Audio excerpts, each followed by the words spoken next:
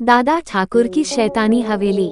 रात के समय कार धक्के खाते हुए रुक गई और उमर से आरव उसमें नीचे उतरा और घड़ी देखी। उस वक्त रात के ठीक 9 बजे बज रहे थे। फिर उसने कार का बोनेट खोला और उसे ठीक करने की कोशिश करने लगा, लेकिन गाड़ी स्टार्ट नहीं हो रही थी।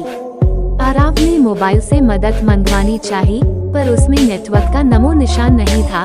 फिर उसने गाड़ी की पिछली सीट पर सोई हुई अपनी पत्नी मिताली को आवाज दी, मिताली, अरे ओ मिताली, उठो जल्दी से, हमें आज की रात किसी गेस्ट हाउस या होटल में बितानी होगी, क्योंकि गाड़ी खराब हो गई है और अब मैकेनिक के बिना ठीक नहीं होगी। हमेशा की तरह मिताली नींद में ही बड़बड़ाते हुए उठी। आरव, तुमसे एक काम ढंग से नहीं होता, कब से बोल रही हूँ, ये तुम्हारी पुरानी खटारा बेचकर कम से कम एक सेकेंड हैंड कार ले लो। जवाब में आरव बोला, खरीद लेंगे माता रानी, अब अपना बैग उठाओ और चलो कहीं रात गुजारने का जुगाड़ करते हैं। फिर दोनों जंगल की कच्ची सड़क छोड़ के मेन हाईवे पर आ गए। उसी वक्त उन्हें जंगल में दूर कहीं से भेड़ियों के रोने की आवाजें आने लगी। वो भेड़ियों आवाजें उस काली रात को और भी डरावना बना रही थी। दोनों लगभग आधा घंटा चलते रहे, पर उन्हें ना कोई लिफ्ट मिली और ना कोई होटल।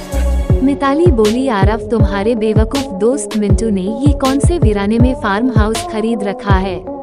इस बात पर आरव कुछ कहता उससे पहले ही आसमान में जबरदस्त बिजली कड़की। उस आवाज से डरी हुई मिताली आरव के सीने से लिपट गई। उस वक्त आरव के चेहरे पर एक मुस्कान चमक गई थी। तेज बारिश के आसार नजर आने लगे थे। तभी चलते चलते बिजली की चमचमाती तेज रोशनी में उन्हें एक पुरानी हवेली दिखाई दी। वो दोनों तेजी से दौड़ते दौड़ते उस हवेली के नजदीक पहुँचे। हवेली गेट पर उन्हें कोई वॉचमैन नजर नहीं आया, इसलिए वह दोनों गेट खोलकर हवेली के मुख्य दरवाजे के पास पहुँचे। दरवाजे पर डोरबेल के नाम पर एक पुरानी रस्सी किसी सांप की तरह लटक रही थी।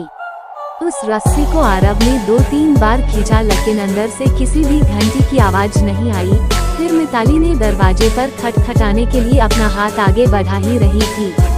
उससे पहले ही अंदर से एक भारी आवाज आई, अंदर आ जाओ, दरवाजा खुला है। उन्हें दोनों को यह बात अजीब लगी, क्योंकि अंदर से किसी भी घंटी की आवाज नहीं आई थी और न ही उन दोनों ने कोई आवाज की थी। फिर वह दोनों दरवाजा खोलकर अंदर गए। दरवाजे के ठीक सामने झूले पर बैठकर एक आदमी शाही अंदाज में सिगार पी रहा था।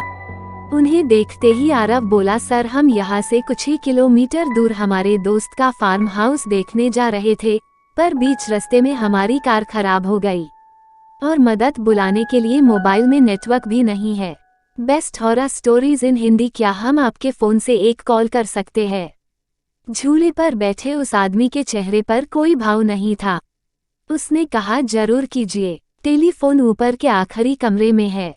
आरव ने उन्हें पहले परिचय देना उचित समझा। उसने कहा, मेरा नाम आरव है और ये है मेरी पत्नी मिताली। जवाब में वह आदमी बोला, मेरा नाम दादा ठाकुर है, मैं इस हवेली का मालिक हूँ।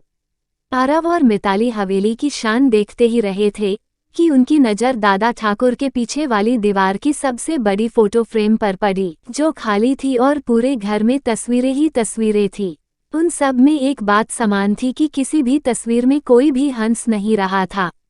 सभी तस्वीरें बिल्कुल भी भावनाहीन थी। फिर आरव और मिताली दोनों ऊपरी मंजिल पर गए और आखिरी कमरे में जाकर लैंडलाइन से अपने दोस्त मिंटू को कॉल करने लगे।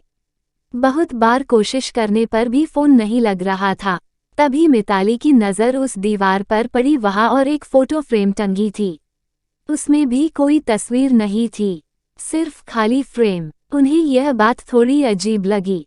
फिर दोनों नीचे गए और दादा ठाकुर से बोले, आपके लैंडलाइन से फोने नहीं लग रहा है। दादा ठाकुर बोले कि यहाँ की फोन लाइन में हमेशा गड़बड़ी रहती है, दोबारा से प्रयास करें, या फिर चाहे तो आज की रात आप दोनों यहीं रुक जाइए। मिताली और आरव कमरे में जाकर फिर कॉल लगाने की कोशिश करने लगे, पर सब बेकार। आखिर में दोनों ने रात को वहीं रुकने का निर्णय लिया। बेड पर लेटते ही दोनों की आंख लग गई। रात के ठीक 1:30 बजे आरव की नींद अचानक से खुल गई और वह एक बार फिर से अपने दोस्त को फोने लगने लगा, लेकिन उस वक्त फोन पूरी तरह डेड था। हाथ से फोन नीचे रखते हुए आरव की नज़र दीवार पर गई। और सामने का नजारा देखकर उसके चेहरे पर से हवाइयां उड़ गई, क्योंकि कुछ घंटों पहले देखी हुई खाली फ्रेम में अब उन दोनों की तस्वीर थी और उसके नीचे लिखी थी उनके मौत की तारीख। उसने मिताली को उठाया और उसे तस्वीर दिखाई। वह बोली, यहाँ कुछ तो गड़बड़ है आरव, हमें अभी के अभी यहाँ से बाहर निकलना होगा। फिर दोनों ने वहाँ से सरपट दौड़ लगाई। सीढ़ियों से वह दोनों तेजी से नीचे उतरने लगे, पर उतरते वक्त सीढ़ियों पर उन्हें 4 पैरों की जगह 6 पैरों आवाज आ रही थी। अब वो दोनों काफी डर चुके थे। कुछ भी करके उन्हें बस दरवाजा खोल के बाहर भागना था। पर दरवाजे के पास पहुंचने के बाद जब दोनों ने उसे खोलने की कोशिश की, पर उनकी कोशिश नाकाम रही क्योंकि दरवाजा किसी ने बाहर से बंद कर दिया था और अब वो दोनों उस भूथा हवेली में कैद हो चुके थे। आरव और मिताली दरवाजा पिट रहे थे, मदद के लिए चिल्ला रहे थे। उसी वक्त बदकिस्मती से बिजली चली गई। Best horror stories in Hindi और मौत ने अंधेरे की चादर से सब कुछ ढक लिया और चारों तरफ शमशान का सन्नाटा फैल गया। मिताली अपने कांपते हाथों से मोबाइल टॉर्च चालू करने लगी। जैसे ही उसने टॉर्च चालू की कि उसकी रोशनी सबसे पहले सामने वाली उस बड़ी से फोटो फ्रेम पर पड़ी, जिसे फ्रेम को आते वक्त दोनों ने खाली बिना तस्वीर की देखा था। उस खाली फोटो फ्रेम में अब झूले पर बैठे दा ठाकुर की तस्वीर शैतानी मुस्कान दे रहे थे और अगले ही पल दा ठाकुर तस्वीर से घिरे घिरे गायब होने लगे और उसके नीचे रखा हुआ झूला बिना हवा के ही झूलने लगा। उस भयानक मंजर को देखकर मिताली की घिघी बैठ गई और आरव बस बेसुध देखता ही रहा। कुछ ही पलों में मोबाइल भी स्विच ऑफ हो गया। अब तक उजाले में मिताली और आरव को वहां पर एक दूसरे के सांसों की ही आवाज आ रही थी, पर अब अंधेरे में उन्हें और कई सारे लोगों के सांसों की आवाज सुनाई देने लगी। एक एक करके सभी आवाजें